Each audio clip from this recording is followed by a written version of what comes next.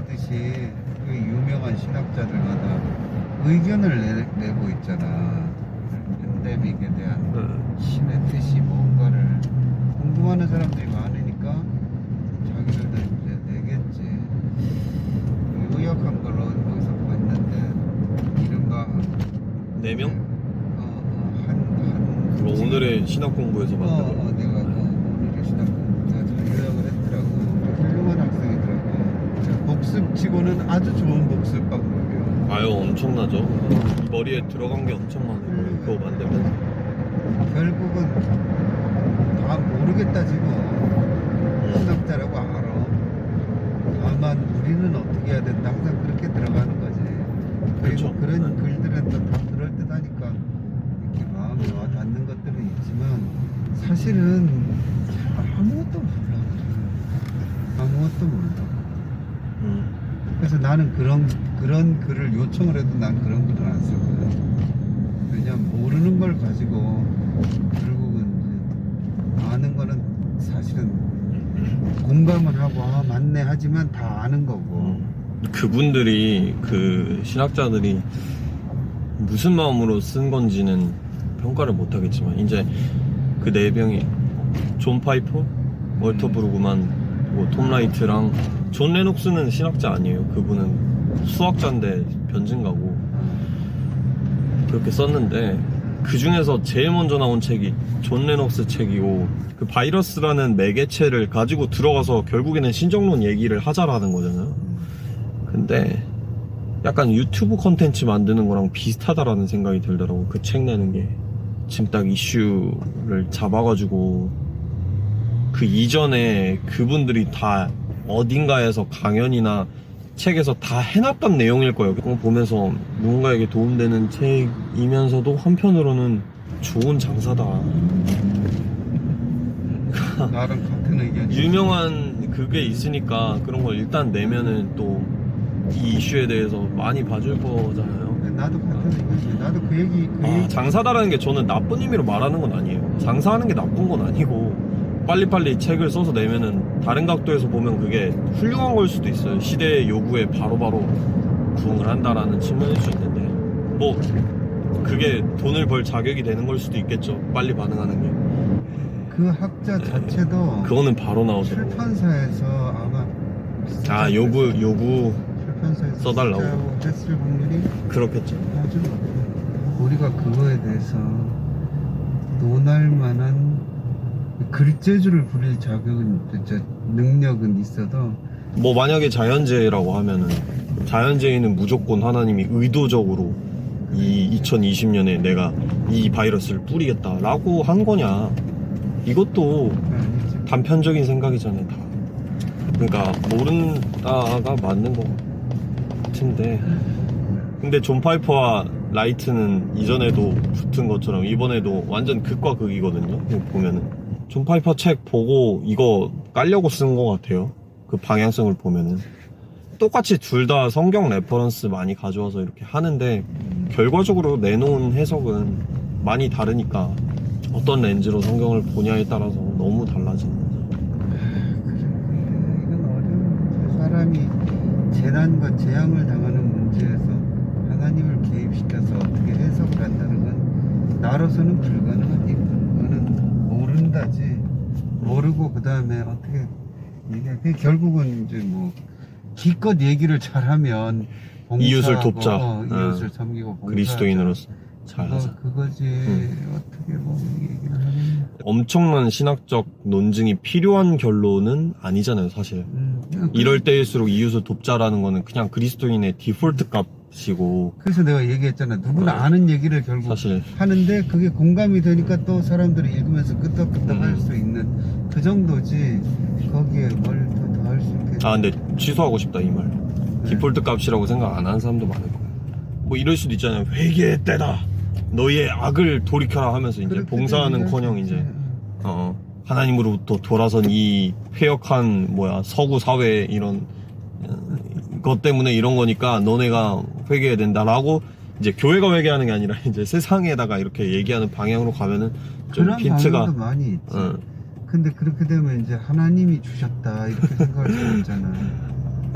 그런 아젠다가 되면은 100% 하나님이 이거를 회개케 하기 위해서 줬다라는 해석이 되는 거죠. 쓰나미는 일본을 회개케 하기 위한 하나님의 그거다. 그거랑 뭐 똑같은 거나 마찬가지야. 근데 존 파이퍼 책에 대해서 제 주변의 사람들은 또 그쪽보다는 많이 나간 좀 더 진보적인 그런 성향을 가진 사람들이 많기 때문에 많이 까고 어떤 사람은 되게 원색적으로 욕을 했었는데 그 정도까지는 아니라고 생각을 해가지고 사실은 좀 실드를 쳐주고 싶었는데 콘텐츠 같은 걸 통해서. 왜냐면 저는 존 파이퍼의 책은 좀 설교문처럼 봤거든요. 그러니까 보면은 설교라고 생각을 하면 들을 수 있는 것들이 많이 있어요. 그래서 엄청 과격하지도 않고, 물론 뭐 결론은 하나님이 우리한테 주셨고 우리는 그 이유를 6가지 정도로 생각해 볼 수 있고, 거기에는 회개를 촉구하는 것도 있고 인간이 죄인임을 깨닫게 하는 것도 있고 뭐 이웃을 도우라는 것도 있고 뭐 이렇게 나열을 하면서 좀 다 아는 것처럼 이렇게 하는 게 있긴 한데, 만약에 그게 설교문이고 설교 강단에서 얘기한다면은 저는 할 수 있는 얘기라고 생각하거든요, 목회자로서. 그럴 수 있으니까 하나님의 뜻이 이거를 통해서 우리가 죄인임을 깨달읍시다 이런 거 할 수는 있는데, 설교자는 예. 이 시대에 얼마나 많은 설교자인데 뭐라도 얘기를 하긴 해야 돼. 자기 성도들한테 얘기해야지 뭔가를. 근데 이게 누구나 볼 수 있는 책의 형태로 나왔기 때문에 그러니까. 비판을 많이 받는 것 같아요.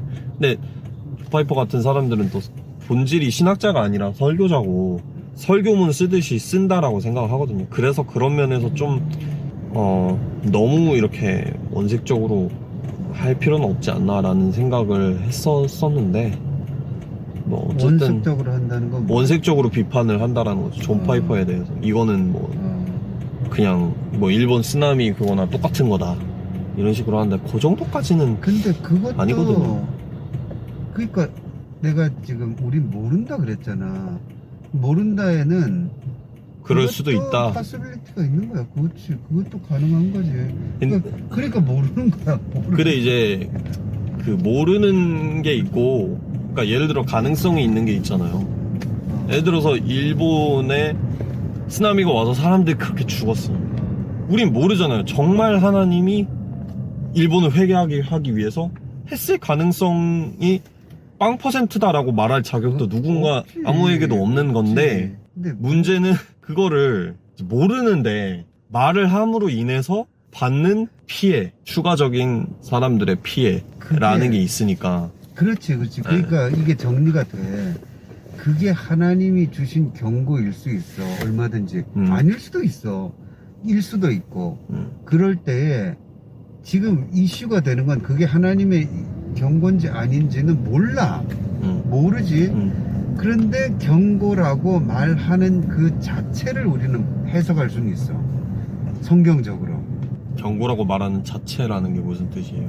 어떤 사람이 저거는 하나님의 경고고 너희를 향한 그 회개 촉구다라고 말하는 게 성경적인가 아닌가는 성경적으로 얼마든지 해석할 수 있고, 그거는 말하지 말아야 되는 말이라는 결론은 낼 수 있어. 실로암 망대에서 그렇지, 사람들 죽은 게. 왜 그러냐면 내가 회개할 게 하나도 없는 인간이면 내가 그러면 가능해. 근데 그런 하나님의 촉구가 나한테는 하나도 안 와도 되는 존재라면, 그러니까 예수님이시든라든지 아니면 천사라든지 아니면 예레미야처럼 같이 진동하는 그 경고 자체가 자기 자신도 때리는 그 슬픔의 눈물의 근원이 되는 그런 사람, 그러니까 그 경고는 경고가 아니야. 나를 향한 거지. 그렇다면 가능해. 그러나 그 외의 사람은 그냥 셔럽 하는 게 나아. 그렇다면 만약에 아니 잠깐 하나만 네, 더 잊어버리잖아요. 아니면 하나님이 가서 요나처럼 전하라고 했든지 진짜로 자기가 그거를 하나님의 계시를 받았든지. 근데 만약에 그렇게 주장하면 어떡해? 그거는 이제 자기가 심판받을 일이야. 그 주장하면 어떡해? 나 이 하나님이 직통 계시를 줬다라고 주장하는 사람들도 있잖아요. 그러니까 그거는 그럼 이제 어떡해? 자기가 또 나중에 하나님께 판단받을 일이지. 근데 그것도 직통 계시라고 주장한다면 잘못된 거지. 직통 계시가 존재하기가 힘들지. 그래서 전체적으로 네. 나는 하면 안 된다고 생각해. 성경적으로 그런 얘기는 그냥 하면 안 되는 거야. 그렇죠. 제3자의 입장에서 그렇게 말할 수가 없는 게 음, 말할 이유가 하나밖에 없잖아요. 음. 난 우월하다. 심판받은 너네보다. 이거 말고는 그렇게 굳이 말하는 이유를 찾아볼 수가 없잖아요, 거기서. 맞아. 내가 그걸 보충하려고 그런 거야. 왜냐하면 그렇게 해봤자 효과는 오히려 마이너스거든. 안 그래도 회개를 좀 할라 하다가 열이 받아서 안 한다고 그런 말 하면 오히려 마이너스지. 그러니까 네 말대로 자기 바리새적인 그 우월감 표시 외에 그 말이 의미할 수 있는 건 아무것도 없는 거지. 그쵸. 그리고는 잘 지적했어. 나도 똑같은 그 구절을 근거로 해석하는 건데 예수님이 말씀하신 실로암 망대 사건이지. 그 사람들이 죄가 더 많아가지고 죽은 줄 아느냐 그러시잖아. 너희도 회개치 않으면 이처럼 망하리라. 똑같이 망하리라. 참 예수님은 참 대단하다. 기묘하신 분이 그 완전히 전국을 찔러버리지.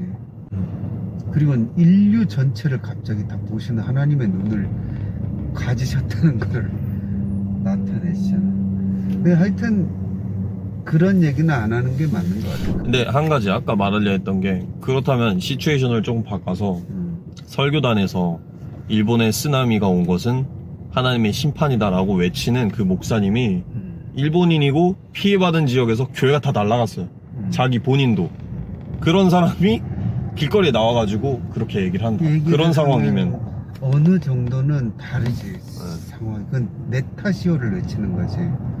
우리가 범죄하였습니다. 이런 회개 운동이 될 수 있지. 그거는 오히려 그거는 필요한 부분일 수도 있지. 그게 예레미야식이지. 그게 선지자들이 한 거잖아. 그러니까 선지자들은 외칠 수 있었지. 근데 좋은 그 모티프가 될 것 같아. 이것도 심사숙고하면 책을 하나 쓸 수 있을 것 같아. 그 두 가지의 비교에 대해서 선지자적인 질책과 바리새적인 질책의 차이를 잘 설명을 누군가 할 수 있을 것 같아. 근데 굉장히 힘들 거야.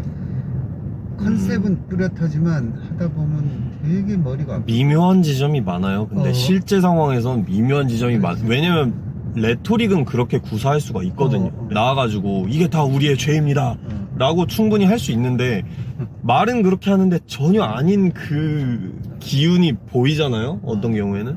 근데 그 기운을 어떻게 말로 설명해낼 수 있겠어, 정확히 글로 옮겨가지고. 그런 거를 잘 하는 사람들이 천재 쪽에 가는 거야. 그러니까 철학이나 신학도 미묘한 차이, 딴 사람이면 그냥 이렇게 설명을 못하고 느낌만 가지든지 아니면 잘 모르는 차이를 잘 설명해내는 사람들이 있거든. 그건 천재들이지. 머리가 깊이 들어갈 수 있는 사람들이지. 깊이 들어가다 보면 이게 혼합돼 버린다고. 너도 그런 경험도 있지. 생각을 너무 깊이 해서 하나로 들어가다 보면 내가 뭘 생각하는지가 이게 이제 혼합돼 버린다고. 그거를 분류해서 다시 이렇게 해 나가는 작업들이, 그러니까 학자들이 별거 아닌 일을 하는 게 아닌 거지. 하다못해 하는 거지. 혼합이 되더라도 이게 왜 이 지점에서 혼합되는지를 설명해내죠. 그러니까 제3자의 눈으로. 그걸 설명하고 글로 표현하고 하는, 그게 이제 우리가 아는 이른바 대철학자들의 이제 그러니까 인정을 하는 거지. 그게 아마 저쪽으로 가면, 자연과학 쪽으로 가면 뭐 아인슈타인이나 이런, 우리가 나 같은 경우는 자연과학 쪽이 아니니까 모른다고 하지만 느낌은 가질 수 있는 거야. 쟤는 뭔가 남이 생각할 수 없는 바리까지 도달한 뭔가가 있는 거지. 근데 나는 그 대표가 바울이라고 생각해. 바울이라고. 그 바울이 다메섹 회심을 한 뒤에 도대체 예수의 의미가 뭔지를 가지고 정말 몸부림치면서 사색했던 것 같아. 공부한 시간이 있었잖아요, 돌아가서. 아라비아로 가서 3년 있었다 그랬잖아. 그 세월 동안에 그가 깨달은 것이 로마서에 가장 잘 나타나 있잖아. 그 깨달음은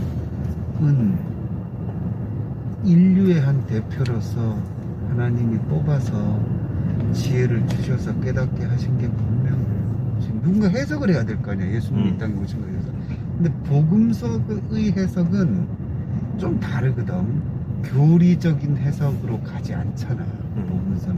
복음서는 오히려 그 길을 따라서 너도 죽는 사람이 되느냐에 대한 가이드 같은 거야. 실천편인 그치, 것 좀 같아. 살벌해. 실천편, 상급자편, 그 완전히 고수편이지. 고수를 만드는 편이고, 바울은 입문편인데, 입문이 사실은 굉장히 중요하지. 본래 대가가 쓰는 책이 개론. 죽기 전에 쓰는 게 개론이거든. 개론이 굉장히 중요하지. 인트로덕션. 이제 아빠 서고에도 있는데, 신약 개론 책이 많잖아. 근데 대가의 신약 개론 책은 정말 유명하네. 이른바 레이먼 이 브라운 책이 있거든. 내가 읽을수록 그 사람 또 신부야. 한국 요한복음의 세계적인 대가지 돌아가셨지. 근데 이야, 사람이 공부를 보스턴에 있었으니까 공부를 할 여건을 평생 이제 지원 받았으니까 그랬지만 그래도 정말 공부를 하려면 이렇게 해야 되는구나. 요새도 추천 많이 하더라. 그럼 개론서로는 레이먼드 이 브라운의 신약개론 난 일부러 내가 샀잖아. 그냥 도서관에서 옛날에 좀 읽다가. 그리고 도널드 거스리 그게 오래된 책이지. 그건 구닥다리라고 하는 사람이 있지만 그 책도 하여튼 자기 손에서 잡을 수 있는 걸 다 해서 개론서는 자기가 결론을 내는 건 아니거든. 소개를 하는 거지. 그러면 전공자들은 그걸 보면서 어디로 공부를 해 나갈지를 볼 수 있는데 참 대가들이 있지. 그런 대가들한테는 하나님이 이제 노력 속에 인사이트를 주시겠지. 너도 기타를 좀 치지만 재능이 없다는 걸 느낄 때가 많아. 기타를 치면서 내가 남보다는 기타를 좀 잘 치잖아. 그런데 평생 나는 즐겁고 재밌어서 기타를 쳤지만 어느 이상으로 절대 안 가. 어느 이상으로 그냥 혼자 즐길 만큼이지. 근데 그게 어느 정도 내가 했는데 막 그 다음 단계가 저절로 막 이렇게 손에 붙고 막 남은 안 되는 게 손가락이 막 움직여주고 하면서 하다 보면 이제 에릭 클랩튼 쪽 정도로 가겠지. 그건 재능이 있는 거지. 자기에게 재능이 뭔지 발견되고 그걸로 살아가는 사람은 복된 사람인 것 같아. 거의 대부분은 그렇게 못 살잖아. 발견을 못하죠. 발견을 못하는 게 아니라 어쩌면 없을지도 모른다는 생각을 할 때도 있어. 누구나 그러잖아. 우리가 듣기 좋은 말 중에 사람은 한 가지는 잘하는 게 있다 남보다. 아닐 수도 있겠지. 근데 그 잘한다라는 게 너무 다양해가지고 그게 사실은 내가 잘하는 게 있는데 지금 이 시대에는 직업의 형태로 없는 거예요. 그게. 그럴 수도 있겠지. 예를 들어서 뭐 호날두 메시가 뭐 500년 전에 태어났다. 걔네는 뭐 할 게 없잖아요. 사실 제일 잘할 수 있는 거는 공 가지고 이렇게 하는 걸 텐데, 근데 뭐 축구 그런 경기가 없으면은 없는 거고, 그렇게 죽어간 호날두 메시보다 더 천재적인 축구 재능러들이 역사상에서 자기가 뭐 잘하는지도 모르고 많이 죽어갔을 거 아니에요. 기회가 없으니까. 그래서 어떻게 보면은 참 시대를 만나는 것도 운이다. 그래서 그 이런 말이 생각 많이 뭐야. 들더라고요. 시대도 도와줘야 돼. 그 모든 것 속에 딱 맞아 떨어진 사람은 몇 프로 안 되겠지. 다 시대와 그죠. 운명을 잘 못하고 나서 이렇게 그냥 그렇게 평범하게 사는 게 거의 대부분일 거잖아. 우리 모든 사람들이. 그런데 그 모든 그 찬스가 맞아 떨어져 주는 곳이 천국이 아닐까. 그런 생각을 할 때도 있어. 내 몸이, 왜 인간이 체조 선수들 막 기기묘묘한 그 몸을 가지고 그걸 할 수 있잖아. 그다음 뭐 음악가들은 희한한 음악적 재능이 있고. 근데 그 내 속에 있는 모든 가능성들이 지정의에 속한 모든 예술적이면서 문학적이면서 과학적이면서 이런 게 다 100%로 발휘될 수 있는 곳이 천국이면. 그런 비유를 누구한테 들은 건지 아니면 내가 생각해 놓은 건지 모르겠는데 이런 거를 가지고 있거든요. 뭐 예를 들어서 미술하던 사람들이 색이 뭐 한계가 있잖아요. 색의 스펙트럼이.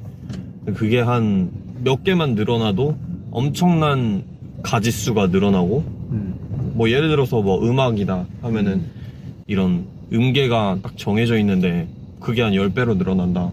이러면은 그냥 무한의 영겁의 시간 동안 즐기고 만들어도 끝나지 않을 만큼 이렇게 무궁무진해지는 거니까 뭐 완전히 새로운 뭔가가 나타난다라기보다 지금 맛봤던 그런 것들이 이제 프리뷰였던 거죠. 베토벤의 그 음악은 프리뷰 안에서 최대한 열심히 만든 거였고 800 음계 이러면서 그거 가지고 이제 만드는 거죠. 그러면은 끝도 없겠죠. 재밌겠죠. 그 확장판이라는 이 모든 결핍이 있는 인생에서 아이러니하게도 가장 큰 축복이 뭔지 아니? 다 죽는다는 거야. 이게 다 종료되고 새 출발이라는 게 있다는 게 우리의 믿음이지. 그리고 그 믿음이 희망이지. 그런 얘기 많이 하잖아요. 과학으로 죽음을 정복하는 것에 대해서 뭐 구글의 프로젝트 중에 500살로 수명을 늘리는 것도 있다던데 뭐 의료의 발전이라는 것도 결국에는 근데 지향점은 최대한 사람들이 안 죽고 잘 살게 해주는 거기 때문에 그런 거를 개발하는 것 자체가 뭐 나쁘고 그런 거는 아니라 생각하고 인간이 당연히 건강을 위한 노력은 죽지 않는 것에 대해서 계속 희망할 수 있고 한데 문제는 너무 나이브하게 생각하는 사람들이에요. 예를 들어서 뭐 이런 사람들도 많이 있는데 기독교를 비판하는 것 중에 예를 들어서 기독교가 제공해주는 거 결국에는 뭐 영생이다 라고 한다면은 과학이 영생을 가능케 했어. 그러면 이제 의미 없는 거 아니냐 라고 얘기하는데 지금도 굶어 죽는 사람들이 있는데 영생의 기술이 나왔어요. 누군가는 그걸 얻고 누군가는 도태될 거 아니에요? 그거를 못 얻고. 그러니까 그건 너무 당연히 예상이 되는 거잖아요. 지금도 음식 같은 거, 물 같은 거를 누리지 못하는 사람들이 있는데 그 영생의 약이 예를 들어서 뭐 1,000원에 나왔다 쳐도 그거를 공급 못 받는 사람들은 생긴단 말이에요. 인간의 본성 플러스 내가 더 우월해지고 다른 사람들은 도태시키고 싶은 그 경쟁의 의식이 있기 때문에 그게 해결되지 않으면은 박탈감만 심해지는 거죠. 아까 말한 것처럼 어쨌든 죽는 거는 고통스럽고 싫은 거긴 하지만 또 공평한 거기도 하잖아요. 아무리 악독하게 뭐 재산을 불린 저 사람도 결국 죽는다라는 게 피해를 받은 사람한테는 위안일 수가 있거든요. 결국 저러다가 죽지 쟤도. 근데 안 죽어 저 사람이. 근데 난 죽어. 돈이 없어서. 근데 나의 재산을 가로챈 저 사업가는 안 죽어. 그러면 그 한과 그 뭐랄까 정신적 고통의 크기가 훨씬 더 팽창하고 늘어날 것 같다는 생각이 들고 또 한편으로는 수명을 늘린다라는 게 절대 안 죽는다라는 거랑 동의어가 아니거든요. 예를 들어서 수명이 예를 들어 10,000살이라고 해도 20살 때 교통사고로 죽을 수가 있어요. 그러니까 숨이 멎어버릴 수가 있잖아요. 전부 몸 자체가 박살나가지고. 근데 그렇다면은 10,000살까지 살 수 있는데 자식이 10,000살까지 살 수 있는 걸 알고 있는 부모가 20살에 자식이 죽었어요. 그러면은 100살까지밖에 못 살 때 자식이 죽은 슬픔도 상상할 수가 없는 건데 그 박탈감이 훨씬 팽창할 것 같다는 생각이 드는 거예요. 그러면은 물론 해결해 주는 것도 많겠지만 진짜 아픈 사람들한테는 그런 게 희망이고 좋은 건데 그걸로 막 모든 게 해결되고 막 더 이상 종교는 다 필요 없고 영생 필요 없고 형이상학 필요 없고 뭐 다 행복하고 해피해진다. 그렇게 과학이 발전해가지고 일어난 게 2차 대전이고 아우슈비츠잖아요. 그러니까 인간이 바뀌지 않으면은 그거는 아무런 될 수밖에 없어. 의미가 없는 거죠. 그러니까 어떤 물리적이고 생물학적인 영생을 기독교가 말하는 게 아니지. 아니죠. 아니지. 아니죠. 그러니까 걔들이 말하는 영생을 하면 종교가 없어져야 된다. 그거랑 다른 거지. 네가 말한 데 약간 틴트가 있는 게 인간이 바뀌지 않으면 안 된다는데 종교는 결국 인간이 바뀌는 거에 대한 얘기지. 영생도 뭔가 바뀌는 거지. 무한한 존재가 무한한 어떤 존재로.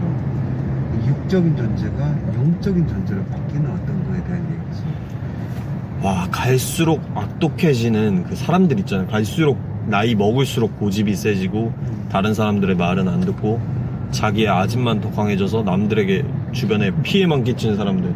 그 사람들 100년 살아도 그 정도인데 10,000살 되면은 악마예요, 그냥.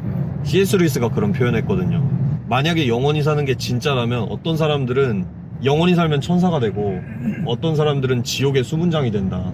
왜냐면 지금은 그 차이가 100살 정도밖에 안 돼서 거의 안 보이는데 이 조금의 이 방향으로 가냐 저 방향으로 가냐가 영원히 이어지면은 각도는 갈수록 커지니까. 네, 천사와 악마가 된다는 거예요. 근데 그래서 결국에는 천사처럼 될 사람들, 그 사람들 지금은 거의 차이가 안 보이지만 그 사람들이 하나님과 함께 하게 되는 곳이 천국이고 결국에는 악마처럼 될 사람들, 그 사람들 모여있는 데가 지옥이다, 이렇게 얘기하더라고요. 악마가 막 꼬챙이로 찔러서 거기가 지옥이 아니고 악마가 될 사람들이 걸로 가면 지옥이다.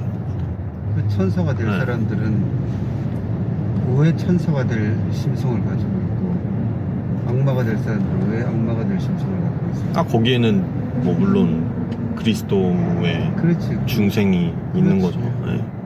믿음을 통해서 네. 그냥 상상을 해봐도 이 사람이 이제 자기 개인적으로는 건강을 유지해서 뭐 1000살, 10,000살을 산다고 해도 예를 들어 뭐 폭탄이 떨어졌든지 이러면 죽는 건데 죽죠. 예. 그렇게 되면 이 땅에서는 영생이 아니라 그 장수라는 개념도 불가능한 게 만약에 진짜로 영생할 수 있는 약이 나왔어. 그래서 인류의 뭐 대부분이 안 죽는단 말이야. 그럼 자연이 죽겠네. 세상은 망할 수밖에 없어. 계속 자식을 낳는데 그쵸. 인구가 맞네. 계속 늘어나지. 맞네. 그 인구가 늘어나면 둘 중에 하나야. 자연이 파괴되고 지구가 죽던가. 자멸을 해서 지구가 죽으면서 다 같이 죽든지 아니면 핵전쟁. 전쟁을 하지. 전쟁을 줄이려고. 줄이려고 한다기보다 뭔가 의견이 많을 거 아니야. 의견들이. 그러면 이제 다툼도 더 많아지는 거지. 사람이 많아지는 그래서 이제 그게 같이 가는구나. 다른 기술도 개발될 것이다. 화성 가서 살 것이다. 이런 것도 같이 가는구나. 근데 화성도 차잖아요.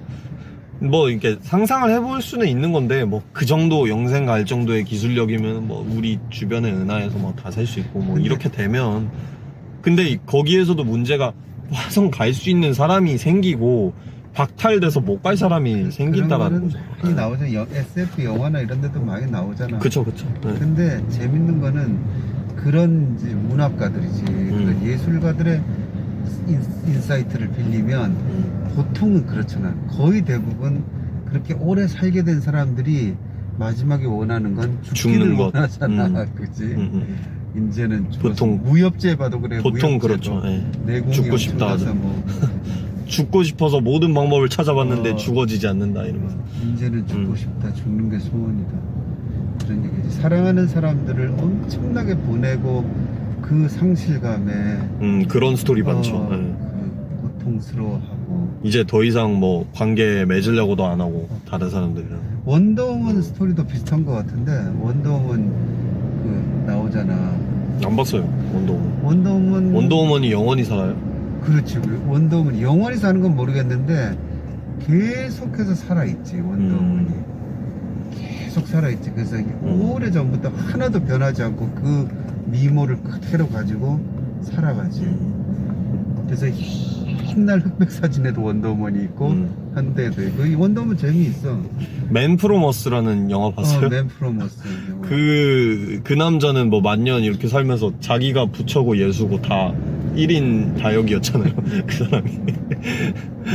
그러니까 결국 처음 얘기한 주제로 돌아가면 죽는 게 어떻게 참 공평하고 인간에게 주어진 참 유일한 은혜에 속하는 건지도 몰라. 유한하다는 게 인간이 유한하다기보다 이 세계 안에서의 인간이란 존재가 유한하다는 거지. 근데 공평한 게 죽는다는 사실 밖에 없긴 해요. 사실 생각해보면. 그러니까 그거 말고는 아무것도 공평한 건 없긴 해. 버틸 수 있는 거지. 아무것도 없어. 근데 참 죽음의 이중성인 것 같아요. 그러면서도 굉장히 죽고 싶진 않거든요. 그러니까 제3자의 눈으로 죽음이라는 개념 자체를 봤을 땐 아 공평하다 다 죽는다 참 그렇게 하는데 그게 나의 문제면은 최고의 공포고 또 저는 한국 영화에 진짜 재밌는 대사 나왔는데 네가 매일 그렇게 만나고 싶게 하는 하나님을 지금 만나게 해준 마음이었는데 그러니까 다 우리 천국 갑시다 그러면 아멘 하지만 오늘 갑시다 그러면 다 싫다 그러잖아. 그래서 사실 비신자들 중에 이렇게 얘기하잖아요. 그렇게 천국이 좋으면 그냥 빨리 뒤져 지금 천국을 가. 왜 그렇게 살고 싶어 해? 라고 얘기하는데 사실은 이게 되게 예리한 질문이거든요. 왜냐면 아까 그 질문도 마찬가지예요. 천년 만년 평생 살게 되면은 기독교에 의미 없는 거 아니냐 라고 말한다는 건 역으로 돌려서 생각을 해보면 기독교인들이 내가 신앙을 가지고 내가 예수를 믿는 유일한 이유는 영원히 살고 싶어서야 그렇죠. 그건 라고 얘기했다라는 거거든요. 사실상 굉장히 탐욕적이고 물질적이지. 네, 그렇게 얘기를 했다라는 거예요. 그렇기 때문에 반대자들이 그걸 듣고 웃기시네? 뭐 그렇게 주님을 만나서 영원히 살고 싶으면 그냥 지금 죽어 라고 얘기를 한다라는 거거든요. 그렇지. 근데 그게 이제 물질적인 일단 여호와 증인 그 다음에 이만희 걔들이 지금 그런 얘기하는 게 그거거든. 안 죽고 살아있다. 14만 4천이 도래하면은 그 상태로 신천지가 와서 그렇지. 살아있다 이거지. 어. 그럴 때 느끼는 그 뭔가 왜곡된 그릇된 그 영적인 개념이나 종교적인 어떤 그릇된 그 타락이 이렇게 느껴지잖아. 근데 내가 톰 라이트를 읽으면 그게 좀 느껴져.